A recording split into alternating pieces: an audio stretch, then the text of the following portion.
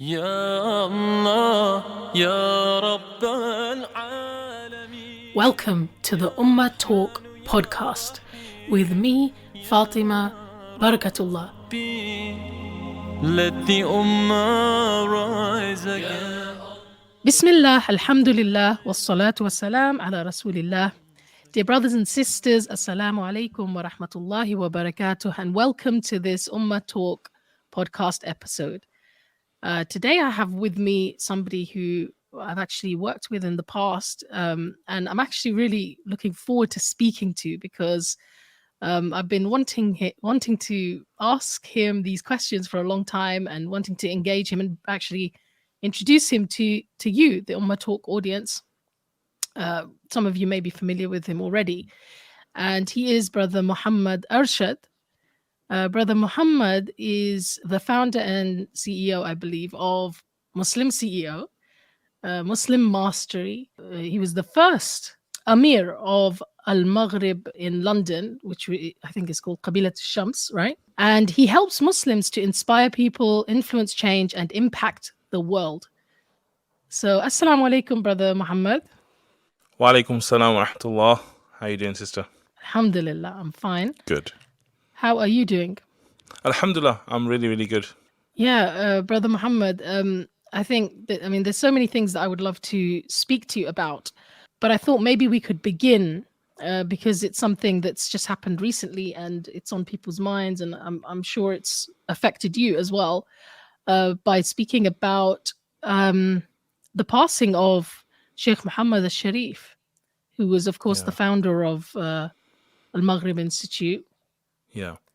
Brother Muhammad, I didn't actually attend any classes of Sheikh Mohammad Arshad, which is quite surprising, because I've been invited by Al-Maghrib quite a few times to classes as a guest, and I've always attended because I just loved the classes. They were so vibrant, so professionally done, and so I've attended classes like with Sheikh Yasir Qadi, Sheikh Walid Basyuni, at Al-Maghrib, and I always heard about things that Mohammad Arshad was doing. So I remember when Niche Hero was out there, right?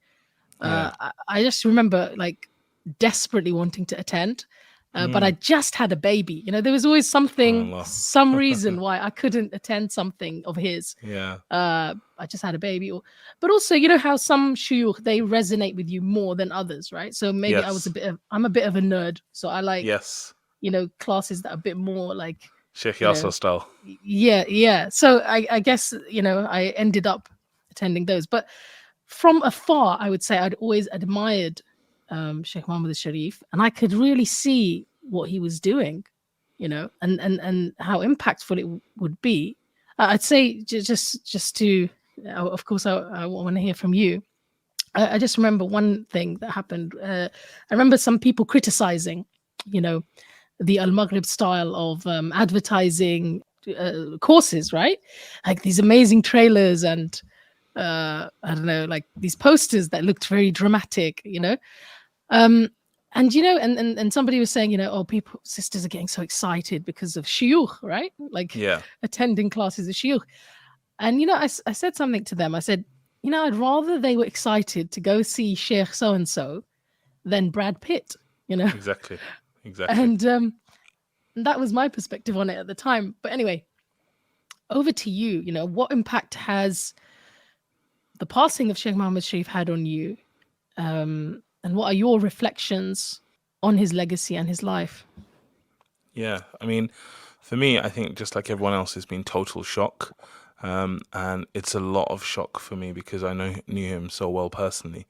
So it's been a massive, massive shock, and I think everyone's kind of been reflecting. Everyone I've been speaking to, whether it's like shuyukh or everyday people, everyone is reflecting on their life. Everyone is reflecting on their own legacy and, what it's going to be like for them.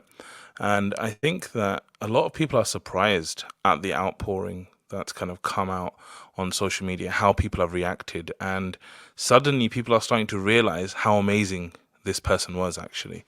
And I feel like a lot of people underrated him. For me, I've actually surprisingly tried to model myself on him, try to model myself in terms of my personality, in terms of like the way he took action, the kind of way that he was thinking. I've been trying to be like this guy since I met him.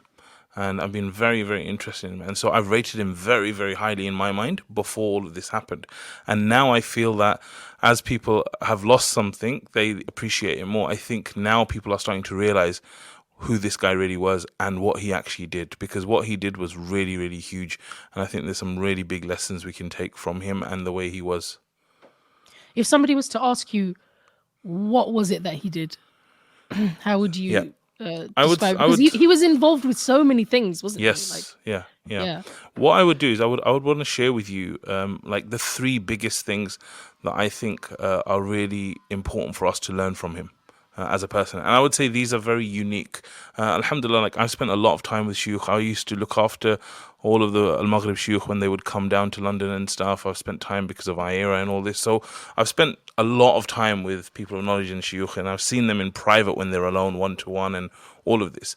And based on all of that, there's 3 big lessons I think we could learn from Sheikh Mohammad Arshad. So I can go into that if you want, inshallah. Yes, please. Okay, so the first big thing was that I would say that he was a visionary. He was a visionary. And it's ironic because his program's called Visionary, one of the main ones, right? But what do I mean by him being visionary? And this is how a lot of leaders are, is that he basically saw what we couldn't see. So he was able to see what we couldn't see. Like in the future, when he was thinking about things, he was seeing things that none of us saw. And the way he was seeing things was in a very different way to us. And I'll give you a real life example from his life. I remember he said to me, one time, I heard it on one of the interviews, he said that I was walking past a cinema or a movie theater. And while I was walking past, I saw this advert for a movie. And I was like, look how amazing this advert is, like the way they've made it. And then he said to himself, Islam deserves better. Okay, so he had this, like most of us, we would look at a movie theater poster and we'd be like, wow, like amazing movie, we should watch it or we shouldn't watch it or whatever. But he actually saw the quality of it and he said, Islam deserves better. Islam deserves this more than that poster. So the way he was looking at things was completely different. So what he did is he actually took that love for Islam and those high standards, and he extracted all the things that non-Muslims were doing in terms of their promotion, in the way that they set it up and everything. And he then started applying that to Islamic knowledge. And he started to create this kind of movement where everyday people like me were basically given access to Islamic knowledge and scholars in a very different way. It was done in a way that was made for a Western audience, not just the usual Eastern kind of way of memorizing and learning. So the way he kind of saw it all and then went out and executed it was totally phenomenal. Because if you think about him, like he's a dreamer, he's the kind of type who's a visionary. I mean, he had an amazing integrator as well. We can go into what that is with Noor, who's one of the most amazing guys I've ever met, alhamdulillah. But he himself was proper into action. So he wasn't one of those people who's like very thinking, visionary, but then can't take action. He was someone who actually realized that action is the key to success. So he was a visionary, but at the same time, he took massive action. So I think that's one of the big things we can learn from him. Yeah, absolutely. I was discussing it with my friend who, her husband was in Medina with Sheikh Mohammad Arshad. They were actually roommates, I think. Wow. And she was saying, one of the things I was saying to her was he made connections where other people didn't make connections. And I think that's basically one of the things you're saying, right? Like most of us would not have connected popular media, marketing, I don't know, Hollywood style trailers and things. We would never have connected that with dawah, actually. And he kind of redefined and changed that because he could see that, wait a minute, we can apply this to dawah. We can apply these techniques to dawah. And the second thing we actually mentioned, and it shows you that everyone is thinking so similarly in that sense, that he seems to be a person of action, like regardless of the naysayers, regardless of, because most of us, if we had an idea and then shuyukh, especially shuyukh, were criticizing it, or they said, no, or they were, especially your own peers even, right? Yeah. We'd kind of back down, right? We might back down. And but this is he what happened, seemed by the to. way, this is Fatima, at the start. Like, it was like, oh my God, he's charging for classes. Oh my God, he's doing posters. Why is he doing trailers? All of this stuff, right? And now it's so amazing. I was in a masjid in Nottingham, I think 3 or 4 years ago, 2, 3 years ago. And I went there and I saw a poster. This is a random city. It's not like the biggest city in the UK, right? And they got a random poster about how they're going to have a class or something. And it was just like an Al-Maghrib poster. And I actually messaged Sheikh Mohammed. Like, I'm like, Sheikh, I'm just thinking of you because I saw this poster and I was thinking it's you basically who's pioneered Yes. this way of doing things. And it's a random masjid in a random city in the West. And this guy's earning ajr from it, inshallah. And so all the things that people were basically saying to him, you shouldn't do this, why are you doing this, all this questioning, this was a massive thing. But it leads me on to like the second thing I think we can learn from him, which is actually belief. Like the level of belief that he had, it kind of boggles my mind. Because if you listen to Sheikh Yasir Qadhi, for example, he said that we were proper into studying, and he said when we looked at Sheikh Mohammed, we were like, this guy's like, he's weird, basically. Right? Why is he weird? Because he's going on about, I'm going to start an institute when I go back to the UK or US, and I'm going to do this, and I'm going to do that, and it's like, just pass your exams first. Like, this is what Sheikh Yasser is saying about him, right? Like, we all saw him as quite weird. And you can imagine, like, a bunch of really academic, scholarly type of people looking at someone like Sheikh Mohammed and looking down on him even, maybe, right? And going like, who is this weirdo? This guy, he doesn't even know much about Islamic studies. How's he even going to pass his exams?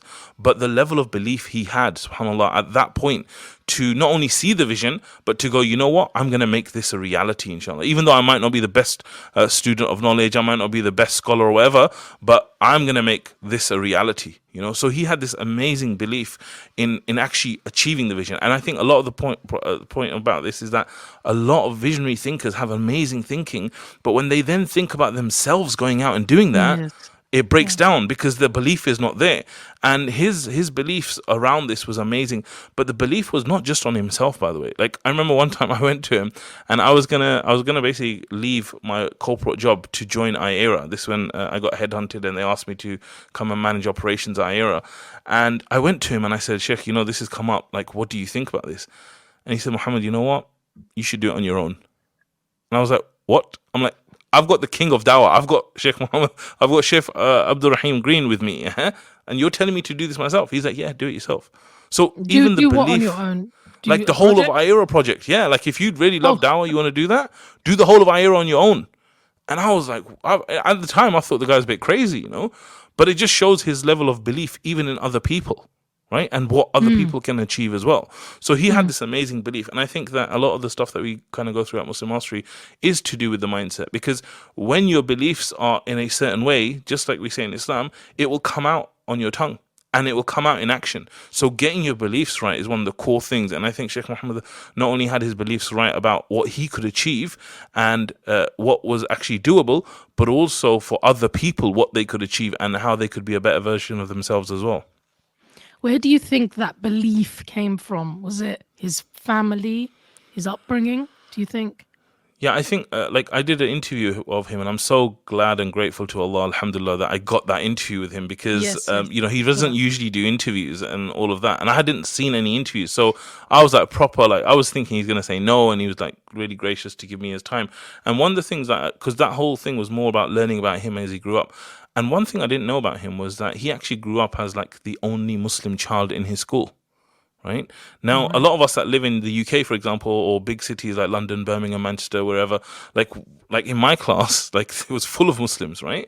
So with him, he was the only guy who was Muslim. So I think growing up in an environment like that, where you know you're the only Muslim and you hold on to that identity, I think there's a lot of benefits in that. You know, there's the issues living in non-Muslim lands and all of that, but generally, I can see why someone who grew up in Winnipeg or the West has a stronger sense of identity to Islam than someone who grew up in Lahore, for example.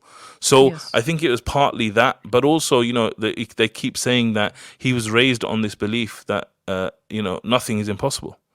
And so when you raise a child with that kind of belief that anything is possible, they actually start to believe it.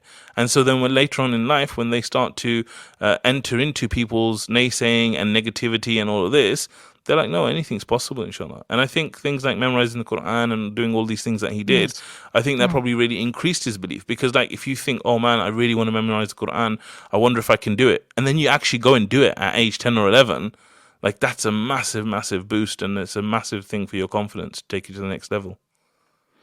And I guess also seeking knowledge, he knew that Allah subhanahu wa ta'ala is, his will is going to be, manifest on this earth. And so that also gives you confidence, right? That you can be a tool that Allah subhanahu wa ta'ala will use for the benefit of mankind. I feel like that was in some of his talks, that kind of message. Definitely. And you just reminded me. Yeah, go ahead. No, you go. I was going to say, you just reminded me that he also, in a way, unleashed a whole generation of Muslim creatives. Yes. Do you know what I mean? Because subhanAllah, I remember back in the day, what would a graphic designer really do? Like related to Islam? Not much. Nothing. I mean, I mean, if you're a graphic designer, if you're like a videographer, if you're into like creative things, there wasn't really much of a, you'd have to go into like basically Western and, non-Muslim secular type trade, right? But he kind of unleashed this whole generation of creative Muslims who could literally use their creativity for da'wah and Islam. Yeah. Which is quite amazing. I actually didn't think of that before. And because, like you said, he believed in them, and also he basically created an industry, right, that they had a part in. Yeah, and it still lives till today, right, where we have this thing. So I do think, by the way, that I think eventually like our Islamic knowledge would have caught up a little bit like our charities have.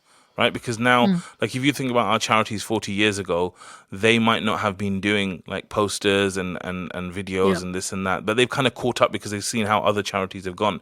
And I do think that eventually we would have caught up. But I think someone like Sheikh Mohammed, he really accelerated it. And the fact that he had an interest in marketing, an interest in business building and organizations and this and that, I think it accelerated us. And if you think about it now, it seems kind of crazy to think that in 2002, for example, Al-Maghrib was actually doing seminars.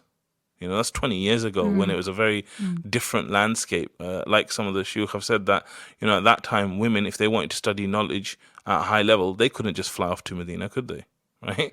They would the average everyday Muslim woman, she didn't have access. But Al-Maghrib, it really brought that access, and it brought it outside of the masajid as well. So it was a very easy kind of comfortable environment for people to kind of go into and stuff. What did you want to say when I interrupted you? I'm sorry, so sorry about that. No, it's okay. I just wanted to say that part of him, I think the third thing that I was saying, which was linked to his belief, that even though he had so much belief in himself, one of the problems that I kind of help Muslims with is confidence. And a lot of the time, people who are not confident, they have this kind of false notion that either I don't be confident or I be arrogant. Right, because a lot of the time when you're trying to get confident, you become arrogant, right, naturally. And I think that one of the amazing things about him is that he had so much belief in himself and other people, but even though he had that belief, it didn't lead him to be really arrogant and really, boastful and all this. Bragging, and so the third thing that I found about him, which I think is a massive thing for us to learn, is actually his humility. Right, and I think that his humility is on a next level. Like I've worked with some amazing shuyukh. An example of that is Abdul Rahim Green. When we went to Canada, he said to me, Muhammad, he kept saying to everyone else, Muhammad is like my boss. Tell him whatever you want me to do, and if he approves it, I'll do it. Literally, he was there like my servant type of thing. When he's the boss of the boss, basically, right? So I've been around people like Abdul Rahim and others who have really great humility, but I think Sheikh Mohammed was on another level. And I think that it's very, very amazing that people keep saying about him that when they spent time with him, they never ever heard him say anything bad about people. And this show is amazing. Like all the time, when I've spent with him, I can't remember a single time where there was even like a hint of negativity towards a person or an organization. And I had been around him when we had really difficult conversations about competitors and this and that. And still, I didn't hear anything like that. And I think that the humility that he had it was really, really next level. And I'll give you an example of this, right? Like random example. I was saying to him about making dua. This is like many, many years ago. And I said, Sheikh, I'm making this dua that, oh Allah, make me the greatest in XYZ. Okay. And he's like, yeah, that's good. But you know what? Like, it's better if you make the dua that Allah makes you one of the greatest. And I was like, what are you talking about? Like, this is low standards, right? I'm saying make me the greatest, which is like for those, the highest level, yeah? And you're saying one of the greatest. What's that about? And he said, look, when you make dua to be the greatest, you're actually kind of putting other people below you. But if you ask Allah to make you one of the greatest, you're actually like on an equal footing with other people. And it's not like, you're above them. Right. And I was like blown away by that. I was like, wow, like think about the level he's thinking about at dua, because I'm just thinking about a very superficial level, highest, this and that. But he's like, when you make that high dua, you're going to put other people down. So he's like, he didn't even want me to put people down in my duas, right? Never mind actually in speech or in action. So the level of humility he had, I think it was really, really next level. It shows he had like this abundance mentality. There's enough to go around. Do you know what I mean? There's enough success to go around. There's enough khair to go around. Definitely. And there's one incident, like when he was talking about competitors and stuff, one of the shuyukh, they were sharing that when they had these discussions about another organization opening up and taking market share, taking their customers, all this kind of stuff, and they were basically deciding internally, privately, what they should do about this organization. And at the end of it all, Sheikh Mohammad Arshad's thing was, look, if they're doing it and we're doing it, this is actually good for the ummah. And competition is going to push us to do better. It's going to push them to do better. In the end, the ummah will benefit more. Right? And that's an amazing belief.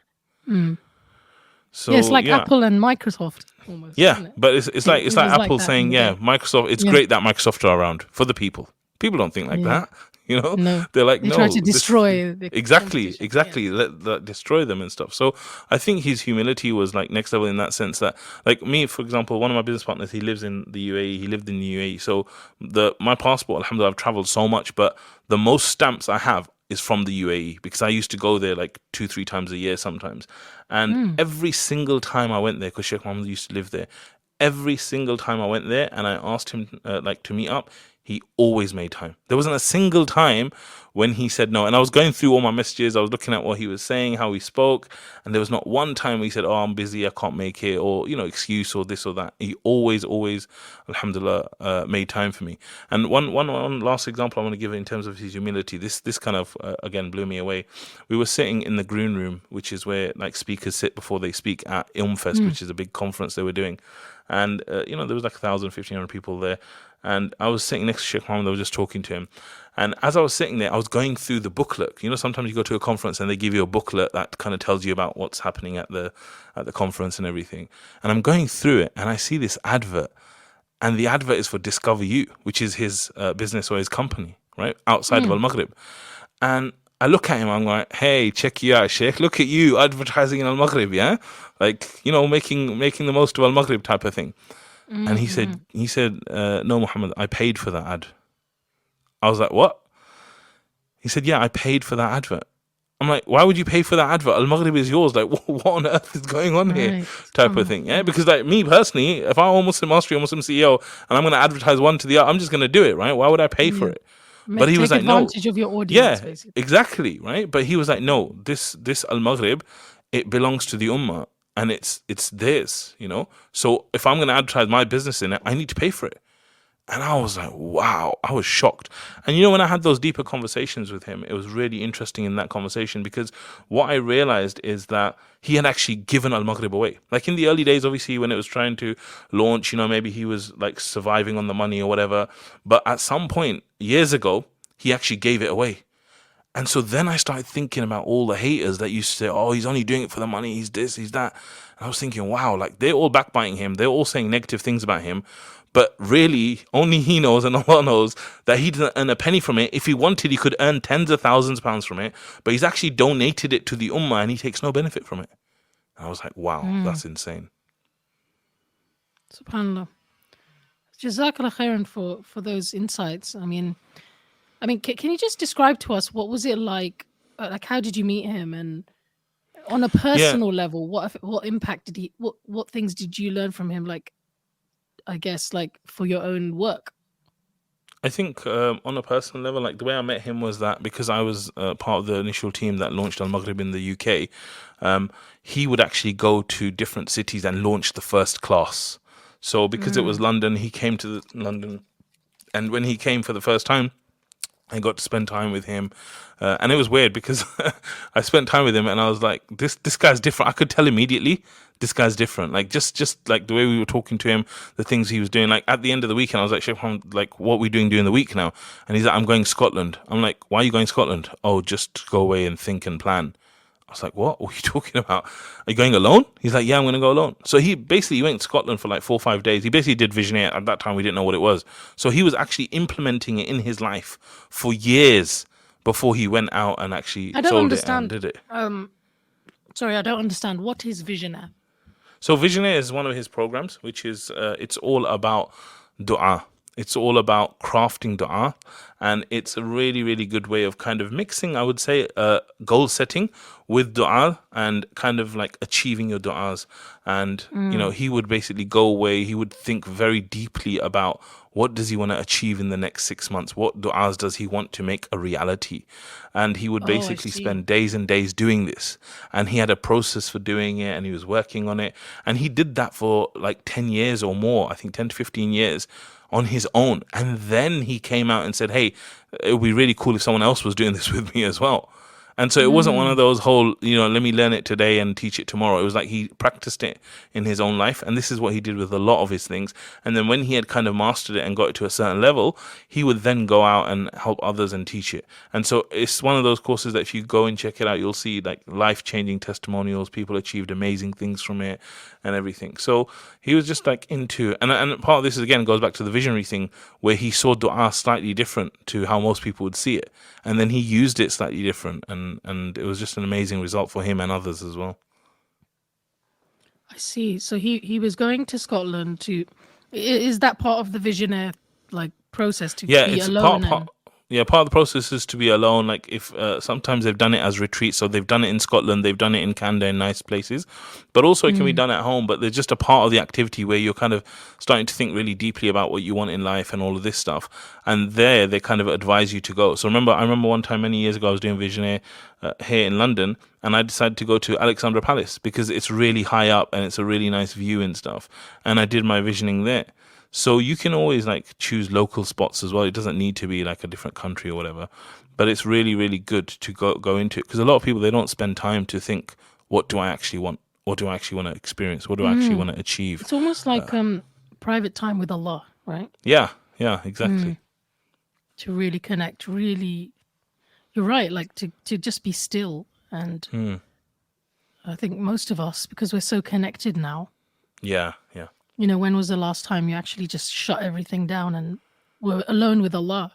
And that's what he does. He would say that it's very similar. By the way, Bill Gates does this as well, where he goes away for like a week every quarter, I think it is, and he just takes books with him and no phones, nothing like that, because a lot of this is to do with like when you disconnect. Like imagine, I remember one time after going Jummah, I forgot my phone at home. I went to Jummah and then I had to go get some food for the family, and when I went, I was discovering new things. Like I was actually, I felt so different just being away from my phone for an hour, right? because you're noticing things, right? Yeah, you're noticing things and you're talking to people now rather than being on your phone and this and that. And I just realized that, wow, like I'm only away from my phone for an hour or two. And so the way these kind of retreats work, whether it's Visionaire or Bill Gates or whatever, it's all about disconnecting. It's all about getting away from this stuff, because what happens is that even your thinking, it happens in waves. So you spending 1 hour away from your phone, you'll have a certain level of thinking. But then when you start spending 5 hours and no phone, the thinking will again be different. And then 24 hours, it'll be different. So the aim is actually to spend, days away from being connected and all of that, so that you're actually connected to yourself and to your thoughts and to your soul and what you want to achieve and Allah and all these things, so that you get a different level of thinking that you wouldn't get because you're constantly connected. SubhanAllah, yes. And also, do you think one of the things he did was he made it okay to be a rich Muslim? Yeah. Do you know what I mean? Like, Yes. I kind of remember him being the first person, for me anyway, where I'd heard this idea of the millionaire who went to Jannah. This idea of being I come from a council flat background, like Yeah. council flat in Hackney. My dad mostly doing things, for the community, right? And I kind of grew up not really thinking about money, I must say. Yeah. And when he kind of made that kind of statement that actually, you can be rich and go to Jannah, you can, I think it kind of changed a lot of people's mindsets. Could you speak a bit about that? Like his Sure. message on money and Yeah. yeah, I want to say that a entrepreneurship. lot. I want to say that when you meet Sheikh Mohammad Arshad, he is someone that will turn your views upside down. And remember, this is the guy who studies Sharia, right? So this is not just like willy-nilly, I think differently, right? It's like based on Sharia, he would question our things. And what you'll find is that a lot of us, especially South Asians, we have a bit of a messed up mentality when it comes to money, right? We kind of see it as this thing. Like if I started doing an exercise with you about money, you might start saying, like, if I just said to you, money is, like normally people would say money is the root of all evil, right? Money is problematic. Money is, and so our relationship in our minds with money is really messed up. And this is something that's like very common for religious people. Even like in the Christians, you'll see like the Protestants, they're all about working hard and avoiding the dunya and like not being rich and Yeah. all these kind of things, right? So it's very natural because we do have real things where, when you get like all of this world and you get everything with it, sometimes people become arrogant and sometimes people can become, they basically, their akhirah gets destroyed because of everything they're given and they're ungrateful and all of that. But the way Sheikh Mohammed is that he really, really redefined our relationship with money. And I think it's really, really important he did that because of the way the world is now. And his belief was that money is a magnifier. It's a magnifier. So if you have someone who is a really good person and they have money, they will actually go out there and they'll do so much good because they've got money. Okay. And if you've got someone who's a really bad person, they will take that money and they will do a lot of bad with it. So he saw it as a tool and as a magnifier that would basically take someone to the next level. And he gave the example because he really looked up to, like if you asked him Sahaba wise, who do you look up to most? He would have said Uthman radiallahu anh. And if you look at the example of Uthman radiallahu anh, he is someone who literally he bought Jannah. Because the Prophet was like, who wants to buy Jannah? Who wants to buy Jannah? Like, and he was like, whether it was like loading up with camels or whether it was buying a well or whatever, but he used his wealth to buy Jannah and to benefit the Ummah and to please Allah and all of this stuff. And, the mindset around money is really, really important because, for us, it's not just about like buying wells and all these kind of things, but it's the mindset that goes with it. So he always used to give the example, Sheikh Mohammed, that, imagine that you go to a restaurant and you're completely full. And when you go to the restaurant, like you got extra food left over, so you got a bag of food, and then you leave the restaurant and there's a guy outside who says, "Oh, please, sir, can I have some food?" Like, what's your mentality going to be? You're so full anyway, right? You're going to be like, "Hey, you go." Okay. But if you're kind of starving yourself and someone says, "Give me a little bit of food," you might feel like, "Oh man, I'm hungry myself. How am I even going to give the food?" So this actually us becoming better and dealing with money is really important. And he always used to say this thing. It was actually another author, Robert Kiyosaki, who said it. He said, if you don't master money, you become its slave. If you don't master money, can you say the author again? Because your it's voice Robert just broke. Kiyosaki, and he said if you don't master, if you don't master money, you become its slave.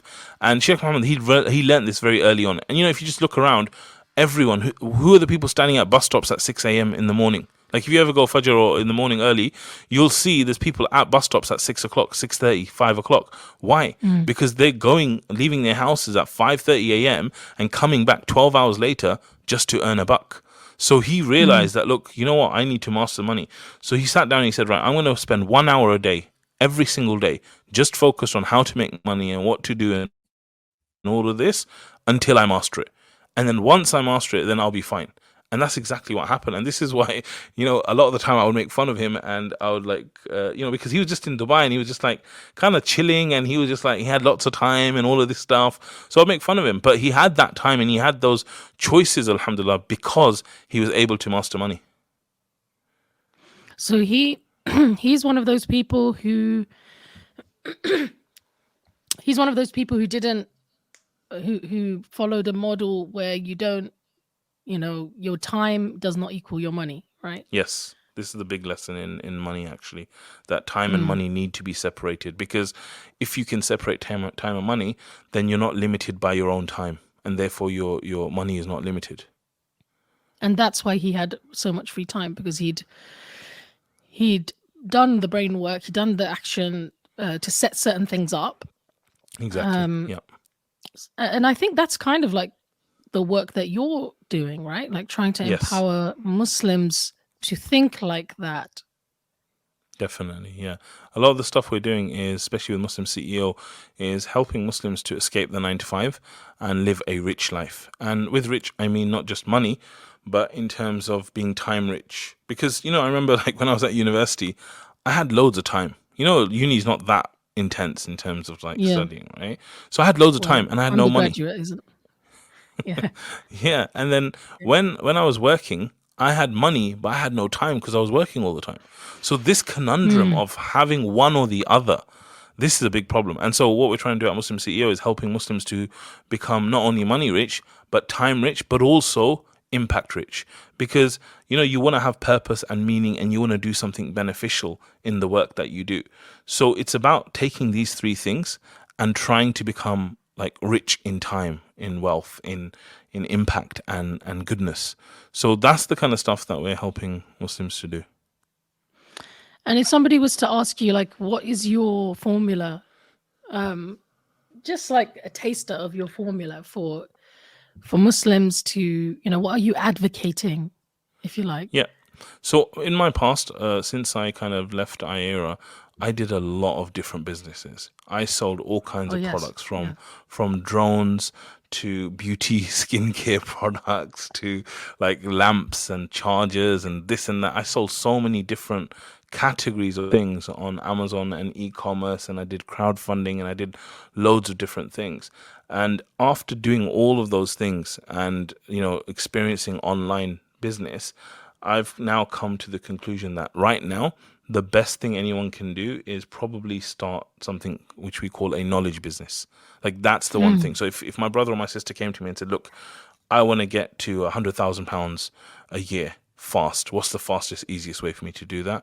I would say focus on a knowledge business. And what is a knowledge business? A knowledge business is simply you solving people's problems through advice, through guidance. Like that's it. So that could be in the form of coaching. That could be in the form of a course.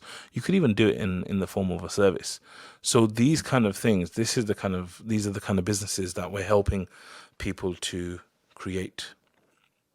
And what's the benefit if somebody's listening and they're thinking, I've got a 9 to 5, I've got money coming in, just enough for my family, or actually I'm taking on 3 or 4 contracts at a time to kind of, that's the sort of thing that, and especially with brothers, I think, who want to be breadwinners, who want to be the sole providers of their homes.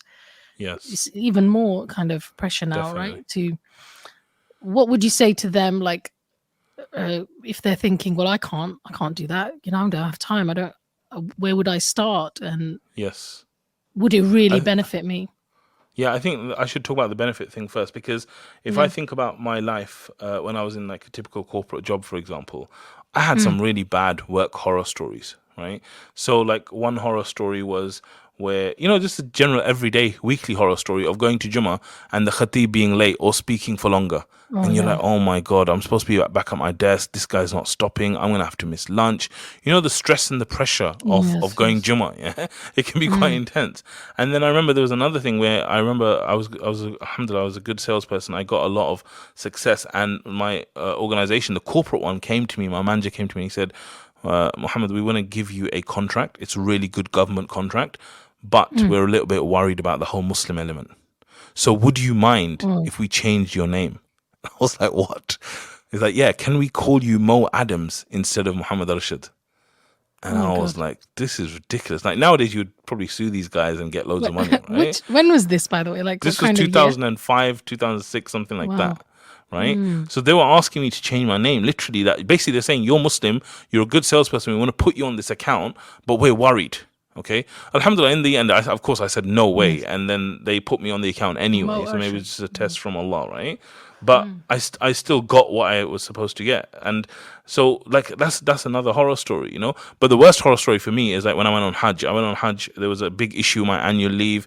My manager basically messed up, and when we got to Hajj, we came back from Hajj, and basically they put me through an investigation, like a full investigation, interviewing, all of this stuff around why I went on Hajj and annual leave. And by the way, this all happened. My wife was very ill after Hajj. She got paralyzed from the neck down. So during this time, they're doing like a full-on investigation, right? So this is kind of like my corporate life was. And I'm sure everyone who's working in the corporate world or these kind of things, they know about office politics. They know about the haram things and people trying to entice them and all these issues. So that was like my before of my life in that sense, right? Now, when I established my own business, I've established my own things and stuff, the way it works is so different. So, for example, alhamdulillah, I homeschool my kids. So after Jummah now, like with my son, we go and eat together after Jummah, and we're not rushing Jummah. And then maybe we go to a park and meet some of my friends, and they get to play in that park. And so Jummah is totally different. But at the same time, like my life, the way it is really crazy. Like even in the last 6 months or whatever, I've probably taken around, I'd say 10 to 15 flights. I've been all over the place. I'm kind of living in Turkey at the moment. I've been to New York and to LA and all these different places across the US. I'm constantly back in and out of the UK. So I'm living this kind of traveling lifestyle. And even when I'm in Turkey, I've done like 12,000 miles all around the country, just basically getting out of the house, driving somewhere, spending a few weeks, coming home. Like this kind of lifestyle, alhamdulillah, that I have, alhamdulillah, like this is not something that you can do if you're on a typical corporate job. You cannot live like this, you know? So this is like the big benefit, that you get to kind of do what you want and live with, the way you want. Of course, there's stresses. Of course, this is your own business and you have to do things. But what I've done is, and I guess this is some of the other things you want to discuss, is that I've really tried to systemize the business. So I don't need to be involved on a day-to-day, every day for hours and hours and hours. So I've tried to create it so that I'm also time rich and it's not just a money thing. So it reminds me of the 4-hour work week kind of lifestyle, exactly. right? That's the book that inspired me. Yeah. You know that. So when somebody looks at that book, they might think, "Oh, it's just exaggerating." Yes. Is it an exaggeration? Definitely not. Definitely Really? not. It's not an exaggeration at all. And I'll give you a very simple example of it, right? Let's say that, you live somewhere like Turkey. You could probably live, a single guy or girl could live there for like £1,000 very comfortably. I'm saying very comfortably, yeah? Like top-notch dinners and everything in restaurants. So let's say you wanted £1,000, right? Now imagine that you went out there and you found one client to do social media for. Right? So, Sis Fatima, you know what it's like to find people, volunteers and issues and all the kind of things you have, right? So imagine you find someone and you go to them and say, listen, I'm going to do all of your social media. I'm going to charge you £500 a month and I'm going to do all your social media. They're like, okay, cool. You find 2 people like that. Suddenly you got £1,000 per month coming in, right? And even the social media, because I've had an agency, I know what it's like. You could do all of that work in the space of a day. So you're working about, you could do all of that work that you would get for those 2 clients, the social media work, you could probably do it all in one day, a week, right? So we're talking about you doing like about 8 hours a day, or 8 hours a week, sorry. So you're working 8 hours and you're basically living a life, and you're free 6 days a week. So, and that's like, because you're good at making deals? No. That's because you've basically found something that has a high value but a low cost to you. So eventually what you would do is you would get 3, 4, 5 clients. Why stop at 1? You would charge a little bit more. And then at that point, you would actually get someone in your team or hire someone to go and do that thing for you. It's like, I always say, is this like the Starbucks secret, right? Whether it's Starbucks or Costa, when you go to Starbucks, the person serving you is not the owner of Starbucks. Nowhere ever will you go there and will they serve you. Why? Because what they've done is they've systemized their business and they've used people and software and all these things to separate them from their earnings. And that's what the 4-hour work week is all about. It's about doing that. But the reason why it's so amazing and so brilliant today is because the opportunities that are available to us today were not available previously. So I'll give you an example, like Sheikh Bilal Phillips, who I worked with. he told me when I was interviewing him that when we were looking at software for the Islamic Online University, like webinar software, we were quoted $100,000. Okay.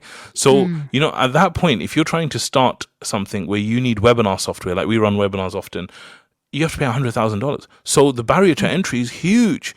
Whereas today you can get Zoom for free and you can start doing consulting immediately. So the barriers are totally different. So you think a person who could start from nothing, could start with nothing today and build something up. And if they had a 9-to-5, they could begin doing it on the side? Definitely. Like right now, I would say the opportunities are huge. They could start from scratch, no experience, no skills, nothing at all. And they could get themselves to a point where they're there. And it's weird because when I first started, I used to say, like, I got a group of friends together. I'm like, we need to make money online, man. I've never done it. I've got no idea about it. How do we do it?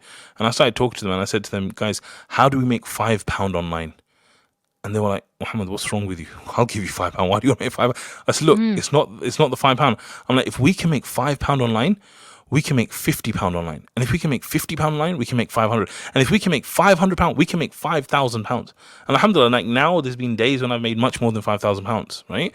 Alhamdulillah. But that's the kind of thinking that how do I just do a little bit of this and then grow that and scale that and do all of that? Scale it, so yes. this is the thing, that how do you learn to just do it? But one of the big things is really focusing and getting really, because you can get really good at something small very quickly.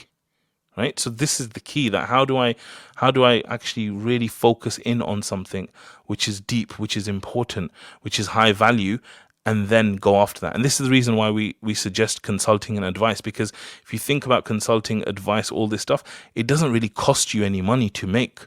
Whereas if I've got a physical product, I have to make it in China like I've done, and it costs me £10. Then I've got to ship it to the US. Then I've got customs. Then I've got Amazon to pay to sell it. So there's like a lot of complications around physical products.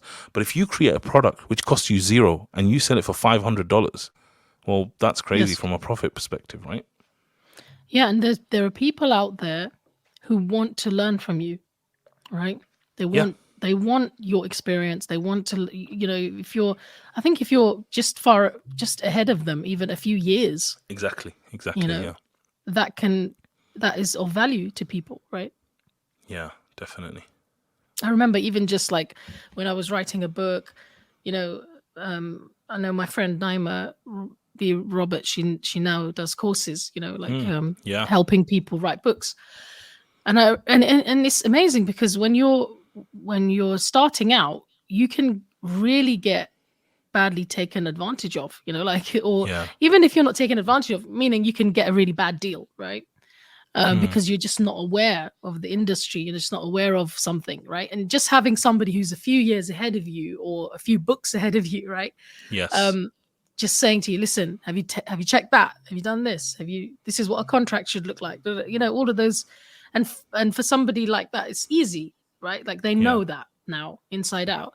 I'm sure all of us have something that we know inside out that we could teach. But even if you don't, Fatima, like if you think about it, right? Like one of the secrets to learning anything, and this is what I always tell people, is that how do you know how to do something that maybe someone else has done it for 20 years? How do you do it? Well, the way you do it is you actually get their recipe, right? And you follow a recipe. So even if Gordon Ramsay's got a cake that he's taken 20 years to perfect, if he gives me a really good recipe, within a few days of me doing it from Fajr to Isha every day, I would have actually perfected that to like 80-90% of where he would get it, because I've got the recipe. So you didn't have to start from scratch. Yeah. You didn't have to start from scratch. Even though you got no skills, no experience, you actually get somewhere far. And this is the thing with me, actually, alhamdulillah, that I've been able to train a lot of different speakers, celebrities, YouTubers on speaking and confidence and all these kind of things. And when you look at me, you're like, I've never heard of this guy. So how is he possibly teaching these guys who are doing, like, they've got millions of views and all of this? How is he teaching them? And the way it worked was very simple, is that I went out there and I started to learn about influence. And when I looked into influence, I started reading books on it. And I read a couple of books and 2-3 books. And then suddenly I realized that all of these speakers who are speaking on stage, like a lot of them are just doing it naturally through experience. They've never looked into influence. So then when I got to influence, I realized that I know more about influence now just because I've just read these books and done a bit of learning learning and reading and training and all this, I now know more about influence than someone who's given 2,000 talks.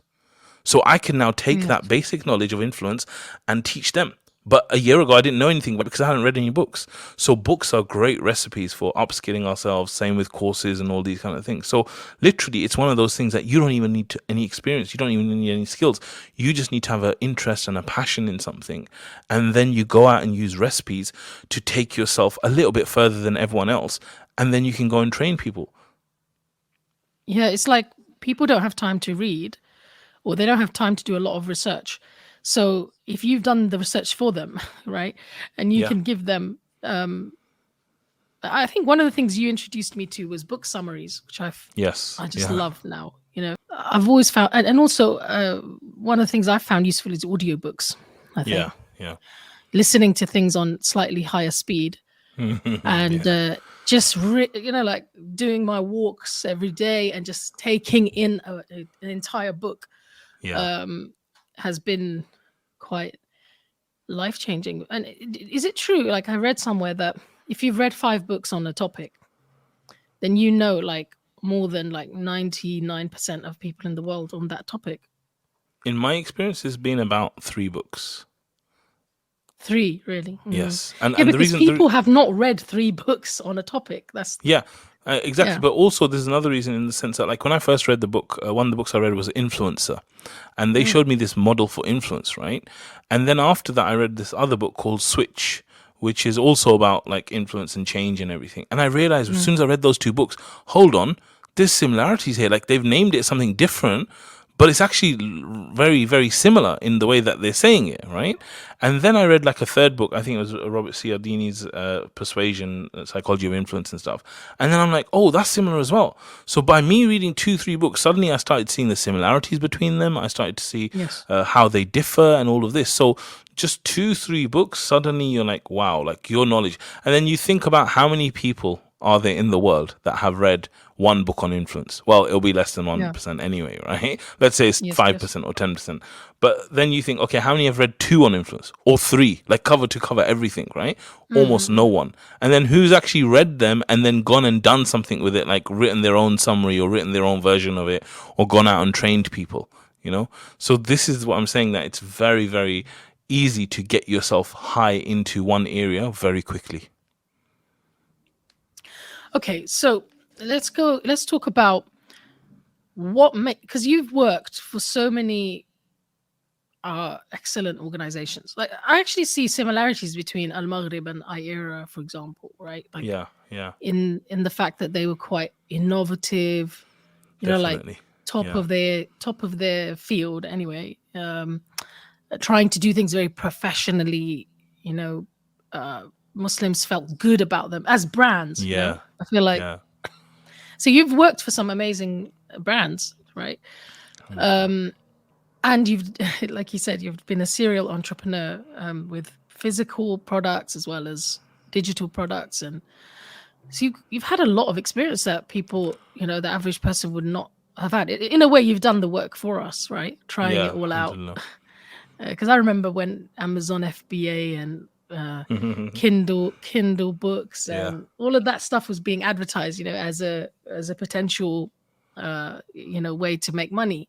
And, sometimes you're like, I'm not sure, but you've actually been there and done that. So now, with all that experience, with everything that I want to ask you, like, would you say that running an organization, like, for example, IERA, Al-Maghrib, is different to, how is it different to, for example, starting a business? Yeah, I think it's a really good question. I think that when I left IERA, I thought I was the finished article. I thought I've done project management, I've done sales, I've done operations management, the kind of stuff I did at IERA. Basically, I was the dog's body. If there was an investigation to be done in IERA, it would give it to Muhammad. If there was like a CD to made, give it to Muhammad. If there was a publication to be designed, give it to Muhammad. Like, everything I did was crazy in that place, alhamdulillah. And this is one of the beautiful things about working in a small organization, that you get to do so many different things as opposed to the corporate world. So when I left IERA, like I was like, I'm the finished article now. I'm ready. Like I'm so amazing, alhamdulillah, yeah, in terms of my experience. But when I got into entrepreneurship and I started realizing what entrepreneurship is and the struggles I went through and the development and the growth, it was next level. Because when you have your own thing and you have to work at it, it's very, very tough. And I found it very, very tough, even though I had all that experience and everything, right? And a lot of this was because of mistakes that I made in my focus, mistakes I made in the recipes I followed, and all these kind of things. But I think that if we ran our organizations more like businesses, I think we would see massive success. And I think this is the reason why people like Al-Maghrib have done really well. I think this is the reason why people like Penny Appeal and other charities have done really, really well, because they start to think like businesses. And when you think like something, you eventually start to act like it. And so they started acting like it. And what that did is it produced a next level of result for these organizations. So I think organizations, charities, I think they should definitely be run as businesses, but with an Islamic ethos. So it's not like, oh yeah, it's okay if we spent 40% of our fundraising money on raising more funds, right? No, Islamically, we might not agree with that, right? So I'm talking about like with Islamic morals, Islamic ethics, actually running businesses in that way. And what does that mean? What does running an organization like a business mean, like in real terms? Yeah, so it means that like everything you do is really focused. So for example, one of the biggest things we would say to someone starting a business is make sure that you have product market fit. So product market fit means that you actually selling something that the market really, really wants. And, there's high demand for it and it fits really well with the market and all those kind of things. So getting those kind of things right is really, really important. Same with in terms of systemizing. Systemizing is a massive topic. This is one of the things that they talk about in the E-Myth Revisited, about how most businesses fail. And the ones that don't fail are the ones that have systems and stuff. So having real systems in your business, making sure that things are systemized, people understand how to do things and everything. People is one of the biggest elements to success. Like you keep talking about Al-Maghrib, IERA. What I've got to tell you is the people that I worked with in Al-Maghrib and IERA and places like that, they were exceptional people. And they were not just exceptional people, but they were exceptional people that had exceptional intentions in the way that they were going to do something. So I'm of the mindset now that, if you have 2 or 3 really good people, you can change the world. I mean, one person can change the world, but I'm talking about as an organization, if you just have 2 or 3 strong people, you can achieve amazing things. So before, when I started IERA, I was like, you know what? The most important thing is money.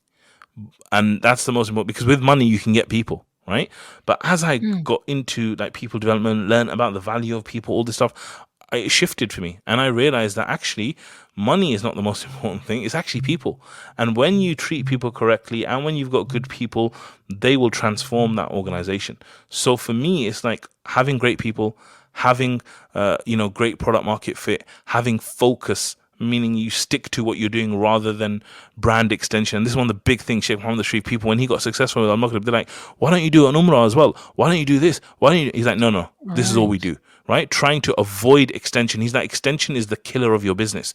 So he would focus so deeply on only and we had this thing where it was like, double weekend degree seminars. Every time you would bring something to him to say, why don't we do Umrah? Why don't we do retreat? Double weekend degree seminar. Like that's what we do. Right. So focusing very deeply on what you do, the systems, the great people, the product market fit, all this kind of stuff, I think is extremely important. And then the last thing I would say about like how to run like a business, I got to tell you about one of my family friends. They're doing amazing work. They have like a business in the UK, very close to where you and I live, and they're doing around 40, 50 million pound turnover a year. MashaAllah, tabarakallah. Muslims. And these guys are practicing Muslims who give so much money to charity, amazing family, amazing people, right?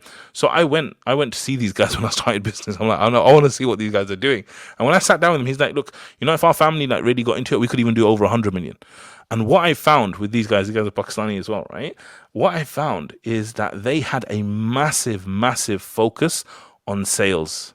And I have this saying, which is sales solves everything, right? Because when you're selling, you're making money. When you're making money, you can deal with a lot of problems that you couldn't deal with before. So what they did is they had a massive focus on actually selling. Like most of their staff in that building were basically all salespeople, just on the phone selling and all this kind of stuff. So I think like being able to market, being able to sell your services, even if you're a charity, because there's so much competition, all this kind of stuff, I think is a massive, massive important skill that you need to acquire and you need to make sure that you know how to do if you're in an organization. Jazakallah khairan, that's amazing. Really, really beneficial points there. What if somebody said to you, well, okay, people, you said people. Yeah. How do you said 2 to 3 people, really good Yes. people, can basically change everything. Definitely. How do I find my 2 to 3 people? Okay, this is The right this people. is good. Yeah. What I would do first of all is I'll give you an example. Like when I was chosen for Al Maghrib, I was told by Asad that I was going to be the Amir. And when I was Amir, the first seminar we ever did, no one knew who Al Maghrib was. It was such a mission, right? Every time we would try and sell the course, they were like, "Oh, is that like Al Kawthar?" I'm like, "Oh my god!" Like, they didn't even know what Al Maghrib was. And because of that, we were like very tight on volunteers. So I was like, "How am I going to fill this thing out? We need volunteers." So I basically called my aunties up, and I'd taught Quran to their children and my cousins and stuff. And I called my aunties up and stuff. And I said, listen, I need your sons for a weekend. They were like, yes, good. Take my sons. This is bearded Muslim. Take my sons, please. Yeah, right? So I basically got all my cousins together and I took them to the webinar. To the seminar. And I basically told them what they were going to do. And in the first one, most of the guys, they were my family members who were the volunteers. Oh my God. Right? So and so these guys, and this is amazing because now, like, every time I met Sheikh Mohammed, they would always ask, how are your cousins, by the way, yeah?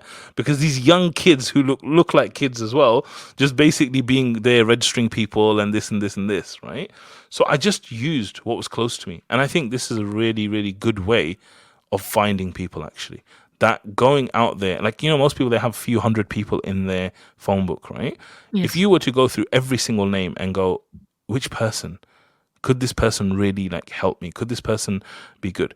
Could this person be a part of this, right? So I think going immediately to the people like Asad, for example. Asad came from Canada saying, we need to launch Al Maghrib. Who did he go to? He went to me, who was like one of his best friends from the Xerox days, right? He went to another friend, Mohsin and Usman, and all these guys who were his best mates.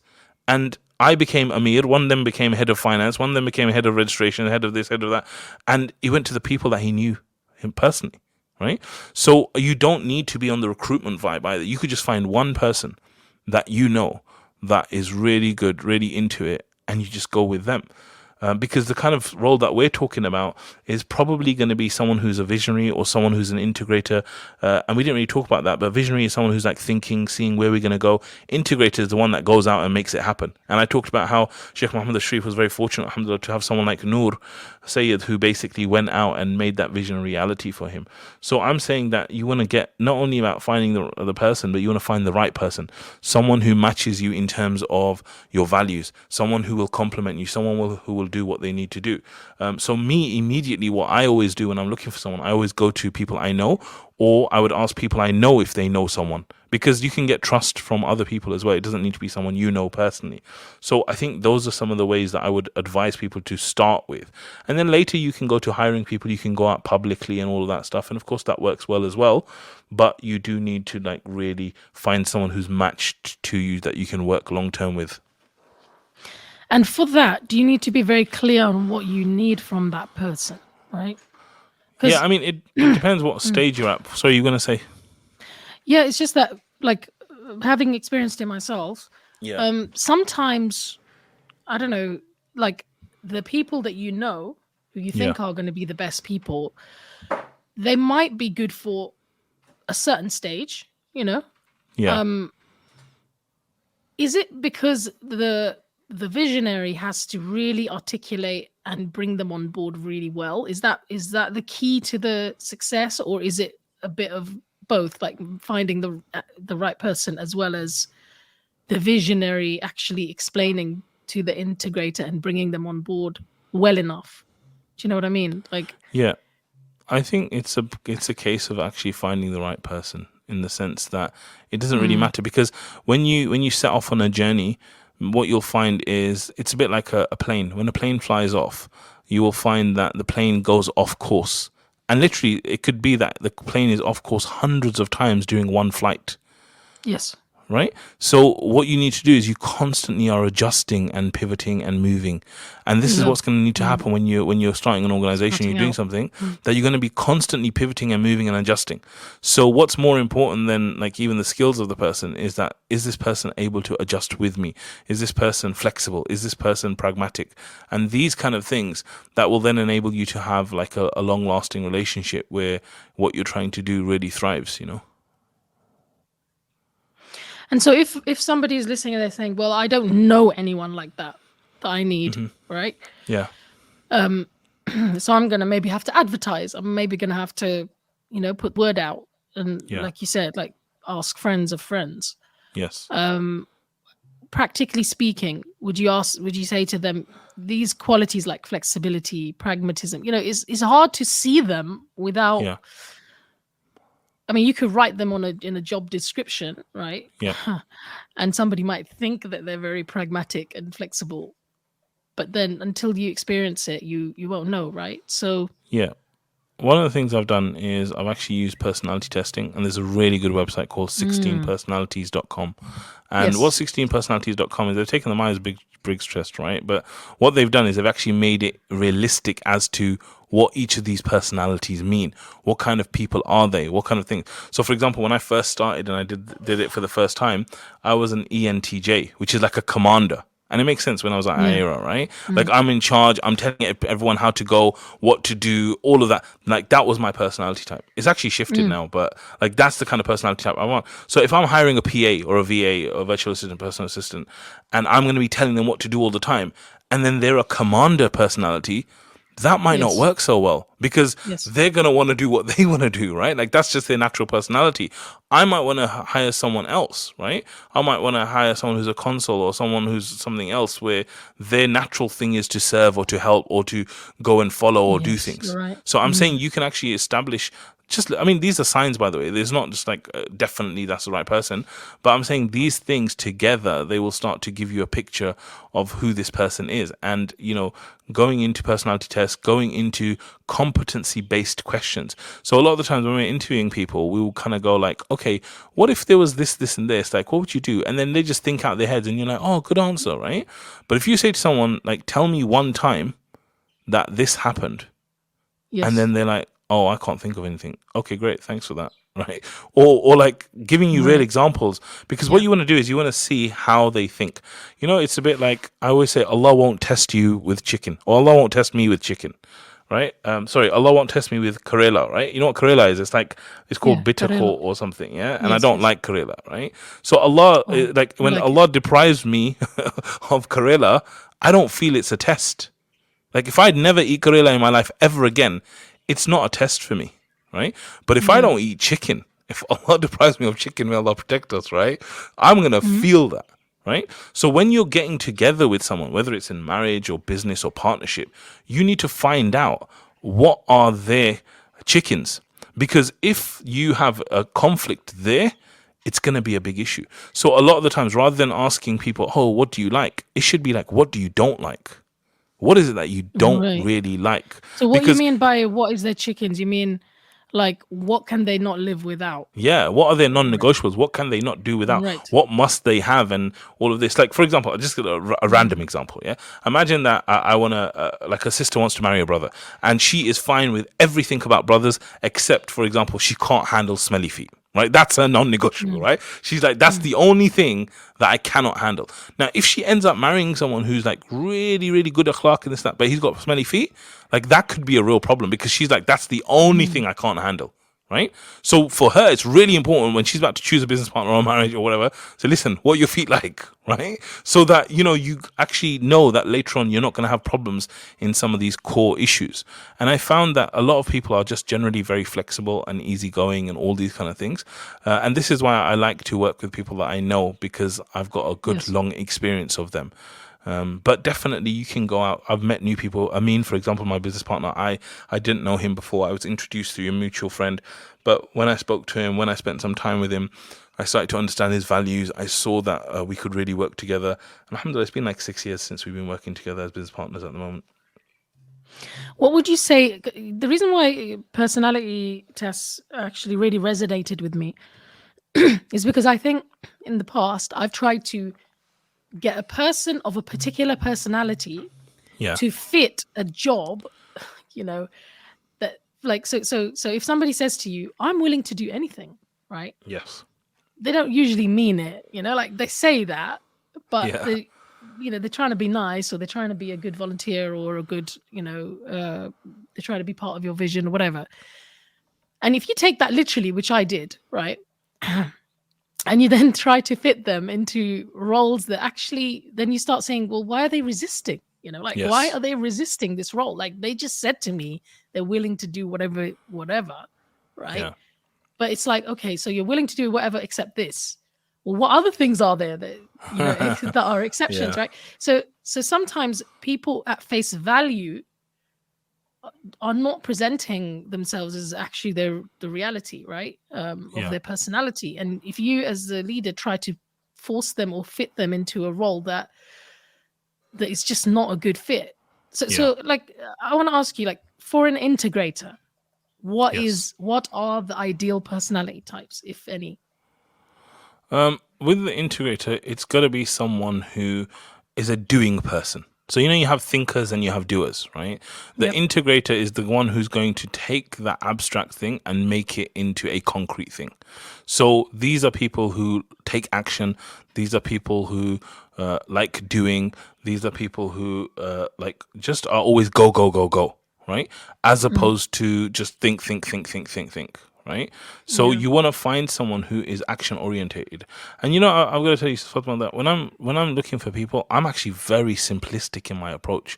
I'm like very simple. I'm like, can this person, like, is this person hardworking? Okay, are they willing to work hard? Right? Yeah. Are they like, do they have a growth mindset? Do they believe that they can learn and they can do stuff, right? And are they trustworthy? Like, that's it. For me, it's like, the Musa alayhi salam, when they're like, the best of people is like someone who's best of workers is like someone who's trustworthy, right? And someone who works hard, like someone who can work hard, someone who's trustworthy. Al-Qawi al-Amin, yes. Yes. So these two things, and then for me, growth mindset, because I don't want them just to be hard work. I want them to do new things, and I'm going to push them. So for me, like, these three things, like, that's like good enough for me. So even if I find someone who's got no experience of anything, I'm confident in my own abilities, alhamdulillah, to be able to bring them up to the level. But there's another thing that Traction teaches, which is a really, really great book if anyone's running a business, Traction by Gino Wickman. And in that, there's the GWC concept, which is that when you have a role for someone, you need to ask yourself, GWC, do they get it? Right? G, do they get it? Do they actually understand what the role is about? Right? And then W, do they want it? Like, I know they understand what the role is, how it works, but do they actually want to do it? And a lot of the time, like what you're talking about, they don't want to do it, right? And then the C, the GWC, is capacity. Okay, they might know what to do, they might want to do it, but do they actually have the capacity to do it? So if someone ticks these three boxes, then it's like, okay, this is a really good fit. I'm going to ask you a question that I've heard from other CEOs, right, of Muslim charities, male CEOs. Yes. And it's a bit controversial, but I'm going to say it anyway. And I want to know what you think about this. So they've said that typically they find that female employees, right, have a high turnover, right? Like, they have a high turnover of female employees who basically come in and out, who can't stay on, who have a lot of emotional and family related issues that then impede the work. And so they advise me that, look, if you have females working for you, women working for you, then you've either got to be really flexible and be able to accommodate all of that, or you have to think very carefully about the type of person who you're hiring, if they're going to be able to hack it in terms of, like, the emotional stuff and the the family related stuff that they've got going on in their lives. Now, I used to think that that's just stuff that people say, you know. But having experienced it myself to a certain degree, and to be honest, even in my own life, you know, when there's, as a mother, you know, there's so many things going on. I happen to have a personality type where I can block that stuff off, you know, and kind of probably people can't tell, you know, if I'm working with them. Yeah. But not everyone is like that. Not everyone's able to do that. What are your reflections on? And another, sorry, I'm going to add another thing to the mix. I've heard somebody said this to me once. Okay, a sheikh basically said to me that women can't lead women. Okay, because women don't like working for women. Interesting. Yeah. Apparently. Okay. And that got me really thinking, like, obviously that sounds very sexist, but like, just, it got me thinking about the organizations that I've worked with in the past. And I must say that I don't want to say that women don't like working for women, but the organizations I've had experience with in the past are basically men running, like, as the leaders, right? And there does seem to be some kind of dynamic, okay, where I don't know if it's because women like having a male leader and like impressing men as a natural thing, you know. But there seems to be like this desire to please, this desire to go above and beyond, you know, when women are working for men. Yes. And what people have told me, and even other sisters who run organizations have said this to me, some of them, not all of them, is that there's a higher probability of conflict, they feel, when a woman who's working for a woman is not happy about something, you know, rather than a very strong desire to resolve it. And I don't know, is this a personality thing, or do you think there's some merit in the women versus men aspect of it? So you said a lot of controversial things, which if a man said, it would get in a lot of trouble. Yeah. But I'm going to be very honest and straightforward with you, right? I first experienced a lot of leadership when I was doing Al-Maghrib Institute. And the way Al-Maghrib worked is that I was the Amir and we had an Amira, right? And anyone that's worked in charities or Islamic organizations, they will know for sure that it is the sisters that make these organizations. It's the sisters. Like when they're volunteering, brothers, like, they're airy-fairy, man. They're like, oh, sorry, bro, this happened. Like, the sisters, they are the ones that took this, all of this stuff to the next level. And I used to love working with sisters over brothers because I found them to be really, really good, really efficient, really hardworking, whereas I found the brothers to be very flaky. Right. And this is why at IRA I made a really big deal about trying to get the sisters involved, because I'm like, at Al-Maghrib I see what the sisters are doing, and at IRA I see what we're achieving without sisters. Imagine if we had the sisters fully activated in IRA, right? Because I'd come from that experience. So I think definitely organizations, voluntary things, sisters, they have that emotion that pushes them to that next level of a performance, mashallah, that a lot of the guys have real difficulty getting to. So I think that performance-wise, it's been amazing like that. I got to share one thing. I'm glad you brought it up rather than me. Sister, even though like with the brothers, I would like have a really good time managing the brothers. The sisters were amazing with me. They were all like, yeah, brother Muhammad, what do you want? Like that. With the Amira, they gave her hell, man. They gave her hell, right? Like she would have so many issues with the sisters that she was managing, because I don't know, this dynamic that you're talking about, right? And when I would deal with them, they were all like nice and rosy and happy, and then like she would always have to escalate stuff to me because these guys just wouldn't take her words and go, okay, the Amira said it's fine. It's like, no, let's take it to Muhammad, let him sort it out and all of this. So definitely I found there to be a dynamic at play, which I discovered it at Al-Maghrib basically, with this whole thing about sisters, like leading sisters and the kind of issues around it and all those kind of things, right? But as a whole, I don't think that sisters are deficient. I actually think it's the opposite when it comes to things. And a great example of that is Sister Uzma, who is one of the backbones of Muslim Mastery. But before she joined Muslim Mastery, she was a volunteer in IRA. And this is again, we were talking about how to find good people. Like I was basically managing the Dawah courses all around the country, and I was selecting different people to try and run the Dawah courses. And so I saw how each person was running it, right? Like one of the greatest ones we ever did was a sister called Nida. She basically managed the South London one. It was done so amazingly, right? And same with Usman, like the way she managed it was amazing. And I saw that and I'm like, right, you know what? This person's going to work for me. Like I can see the potential in this person, even though they're very raw, they need to work for me. So I brought her on board. I said, I need you to be a volunteer, all this kind of stuff. She came on board and she was someone who dedicated 40 hours a week of voluntary time. That's insane. If you think about like life and then giving 40 hours of your week to a voluntary position, not a single penny, and to do it consistently for years, I've never had a guy who could do that.